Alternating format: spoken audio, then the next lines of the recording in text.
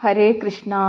പഞ്ചഭൂതങ്ങളുടെ രൂപത്തിൽ ഈ പ്രപഞ്ചത്തിൽ കാണപ്പെടുന്ന സകല വസ്തുക്കളിലും ഈശ്വരൻ്റെ ചൈതന്യമുണ്ട്. അതായത് അതിലെല്ലാം നമ്മൾ ഗുരുവായൂരപ്പനെ കണ്ട് നമിക്കുക തന്നെ വേണം. അതായത് എങ്ങും നിറഞ്ഞു നിൽക്കുന്നതാണ് ഗുരുവായൂരപ്പൻ. ആ ഗുരുവായൂരപ്പനെ കുറിച്ച് നമുക്ക് എത്ര കേട്ടാലും എത്ര പറഞ്ഞാലും എത്ര കണ്ടാലും മതിയാവില്ല. ആ ഗുരുവായൂരപ്പനെ കുറിച്ചുള്ള ചിന്ത പോലും നമ്മളെ സകല ദുഃഖങ്ങളിൽ നിന്ന് മുക്തരാക്കുന്നു.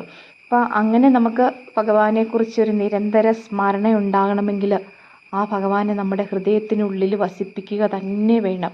അതിനായിട്ട് നമ്മൾ ഭഗവാന്റെ നാമങ്ങൾ ജപിച്ച് ഭഗവാന്റെ കഥകൾ കേട്ട് ഭഗവാനെ കൂടുതൽ അറിയാനുള്ള ഏത് മാർഗവും, അതായത് ഭക്തിയിലൂടെ തന്നെ നമ്മൾ ഭഗവാനെയാണ് സ്വീകരിക്കേണ്ടത്. അല്ലാതെ നമ്മൾ ഭക്തി കൊണ്ട് നമുക്ക് എന്തെങ്കിലും ആവശ്യമുള്ള വസ്തുക്കളെയൊക്കെ നേടാനുള്ള ഒരു മാർഗമായിട്ടല്ല ഗീതയിലൂടെ ഭഗവാൻ പറയുന്ന പോലെ ഭക്തിയിലൂടെ നമ്മൾ യോഗം ചെയ്യുകയാണ്. അതായത് ഭഗവാനിലേക്ക് ലയിക്കുകയാണ് ചെയ്യുന്നത്.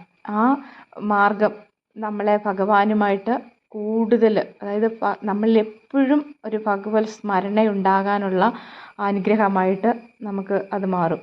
അതായത് നമ്മൾ ഭഗവാനെ ആശ്രയിച്ച് കഴിയുമ്പോൾ ഒരിക്കലും നമുക്കൊരു തളർച്ച ഉണ്ടാകുകയില്ല.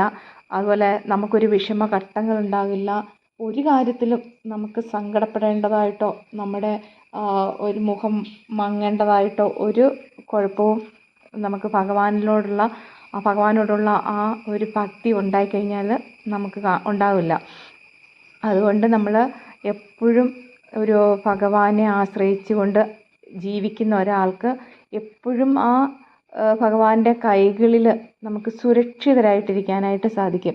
അതുകൊണ്ടാണ് ഭഗവാൻ പറയുന്നത് ഗീതയിലൂടെ, ഭക്ത്യാ മാമഭിജാനാതി യാവാനിച്ഛാസ്മി തത്വദാ തതോ മാം തത്വദോ ജ്ഞാത്വാ വിശദേ തദനന്തരം. അതായത് ഭഗവാൻ പറയുന്നുണ്ട്, ഭക്തി കൊണ്ട് ഞാൻ എങ്ങനെയുള്ളവനെന്നും ആരാണെന്നും പരമാർത്ഥമായി അറിഞ്ഞിട്ട് പരമാത്മാവായ എന്നിൽ ചേർന്ന് ഏകീഭവിക്കുന്നു എന്ന്. ആരാ? ഭക്തൻ. അതുകൊണ്ട് നമ്മൾ എപ്പോഴും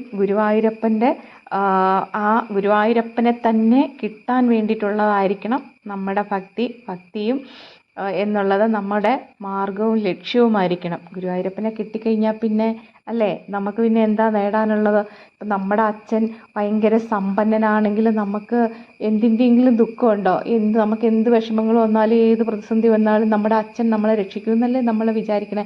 അതുപോലെ തന്നെയാണ് നമ്മളുടെ ഗുരുവായൂരപ്പനെ തന്നെയാണ് നമ്മൾ ഭക്തി കൊണ്ട് നേടുന്നതെങ്കിൽ പിന്നെ ഒരിക്കലും നമുക്ക് ദുഃഖിക്കേണ്ടതായിട്ട് വരില്ല.